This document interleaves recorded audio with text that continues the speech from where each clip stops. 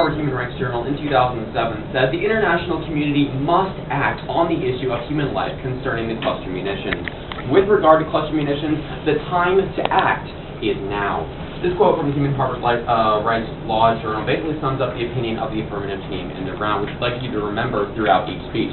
Basically, there's two important things that must be addressed and supported throughout each argument presented by both teams, that of human life and the military supremacy of the United States and the Russian Federation. See, really, we can't ignore one or the other. We must support both. Human life right now is being atrociously ignored by the current technology that is being used with the cluster munitions. With such a high death rate and so many civilians, children, innocent bystanders being killed by this weapon, it must be solved, and the time to act to implement a solvency plan is now. And secondly, national defense. Russia and the United States both have said over and over again they cannot do without this weapon in military conflict. We cannot afford to simply remove this weapon altogether, and we can't afford to keep using it in its current state. We must upgrade the technology to save lives and continue using the weapon because of the invaluable role it plays in our national defense.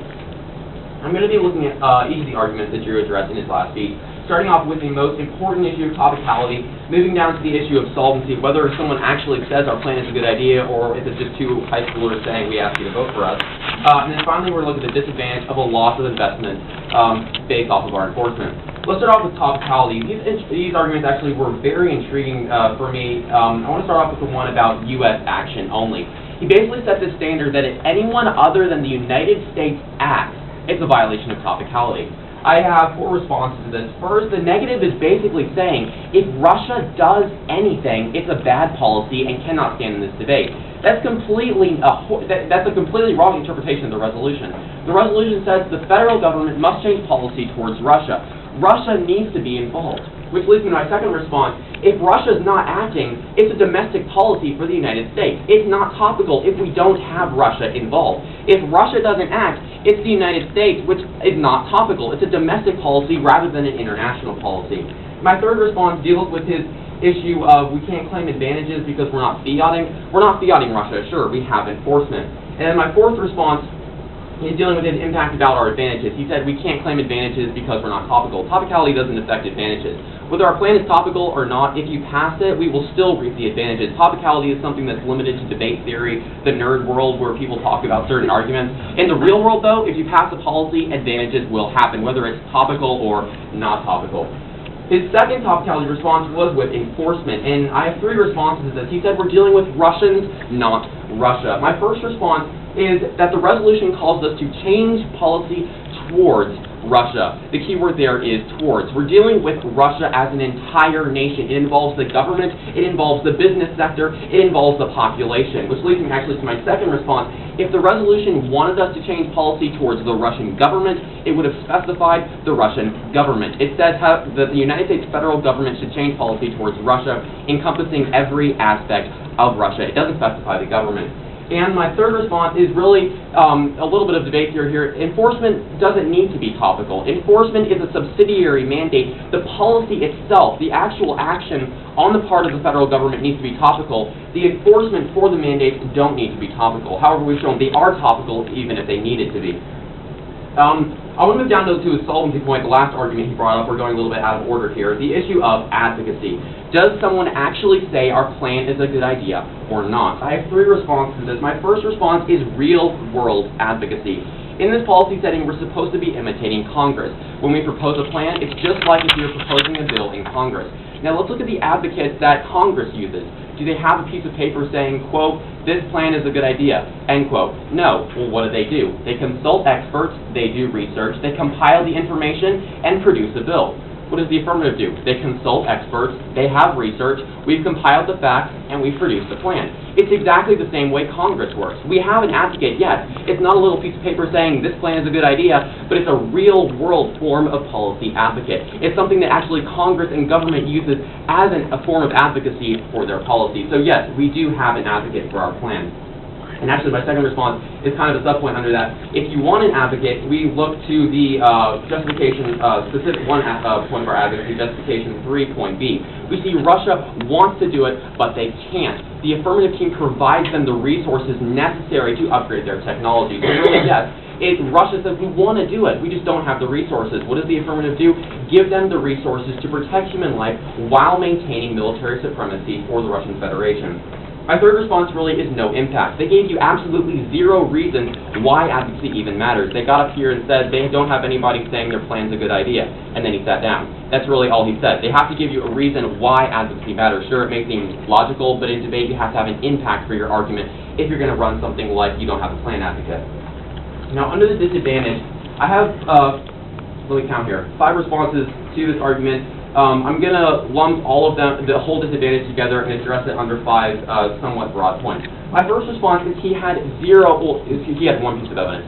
He lacked evidence for almost every single point he mentioned under the disadvantage. For the fact that they're going to file a lawsuit, he had no evidence. For the fact that the U.S. economy is going to be hurt, he had no evidence. He used some logic, we're going to look at that in a second. For the fact, all of his other impacts, he had no evidence for. He mentioned one card, but that was it. He needs to have some sort of proof for this disadvantage if it's actually going to be an issue in the round. My second response is basically under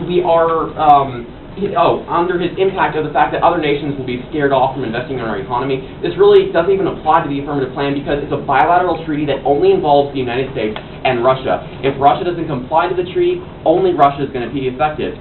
No other country in the world is really even involved in the affirmative plan, let alone affected. There was no evidence for this, number one, and really the logic doesn't even make sense because we're not imposing a tax on any other nation in the world except for Russia, and there's no possibility that one would be placed concerning this issue. My third response is basically that there are no worries about this enforcement actually needing to be used.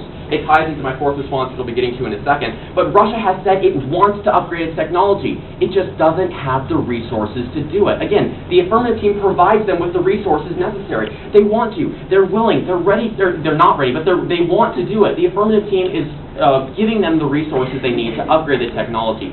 The United States is already working on upgrading its technology.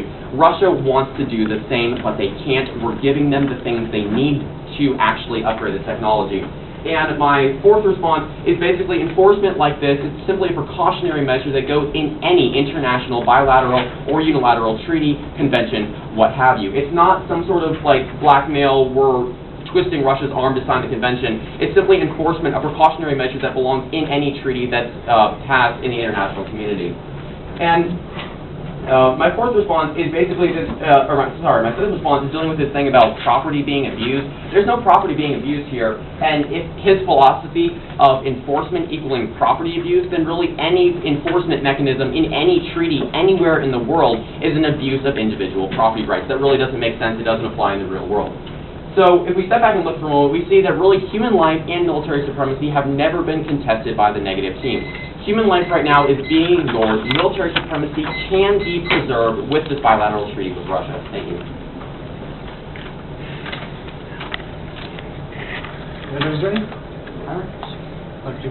All right, first off, let's talk about your topicality responses.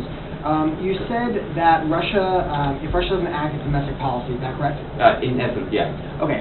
So, do all of our policies, do all of our foreign policies directly involve action from another country? Yes, they do. They do? They yes. all involve action? Yeah, okay. Yes. All right, that's interesting. Would you say we have any programs that work in other countries? That work in other, like, are any of our programs successful? No, specifically, actually physically working in another country. Yeah, sure, I guess we do. Okay. Is the country directly involved there, or is it our program?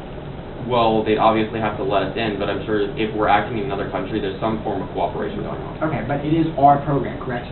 Yeah, it's our program. We initiated it. Okay, thank you. Now, you said that the enforcement does not have to be topical, That's right? correct. Okay, now, in your 1AC, did you say that it was an enforcement, or did you say that it was your second mandate? It is one of our mandates, yes. It is one of your mandates? We mandate the enforcement. You mandate the enforcement? Yes. Okay. Now, you said that mandates have to be enforcement, mandates have to be topical, but enforcement doesn't because it stems from the mandates, correct? That's right. Okay. Okay. Now, certain portions of the mandate are the actual policy being enacted. The enforcement belongs under the mandate because that's just how a debate case works, but the enforcement itself doesn't need to be topical. Okay, thank you. Let's talk about your responses to our disadvantage. You Yes. said that we had one piece of evidence. Did you read any piece of evidence supporting your plan as an advocate? I didn't know my partner did in the first speech. But did you actually read any evidence saying that this is what we should do? I didn't in the speech. No, my partner took care of that in the first. Did she say in her first speech, the U.S. should propose this bilateral treaty with this stipulations, with this enforcement? She said that, yes. She said that. She Yes. actually quoted someone saying that. No, she didn't quote anybody saying that. Okay, but that was okay, right? Yes. Okay, moving on. Your second response is that we're not imposing the tax elsewhere, correct? Yeah, the thing about other countries not investing is only dealing with Russia. So you said that, right? Yeah, yeah. Okay, okay. Now, would you say that this is unpredictable? Did we give Russia any warning that we were going to do this? Well, yeah, obviously we're going to say, here's the treaty, they're going to read it, and they're going to see the enforcement. Now, say, without warning, I punch you right now. Okay. Would any of these people hang around me anymore? I'm guessing that would be a no. No. Am I punching in the event currently? No. No. Okay. Response that you don't actually have to use your enforcement, correct? Yes. Why do you have it? I'm sorry, wait, what? Oh, sorry, I was I'll be for a second. I was like, punch me? Okay. Yeah, the enforcement, yes, we don't need to use the enforcement because Russia said that it wants to upgrade technology, but it's included because it's a precautionary measure that, yes. And that's, the possibility that they might not want to do it. That's right. Okay. Because if we took it out and they don't do it, would you agree that Russia likes to be treated like an adult, essentially? Sure. Okay. Now, your fourth response is that we have no property abuse. Would you agree that, or no human rights abuse, would you agree that property is a human right? According to, sure, yeah, it is. Okay, thank you.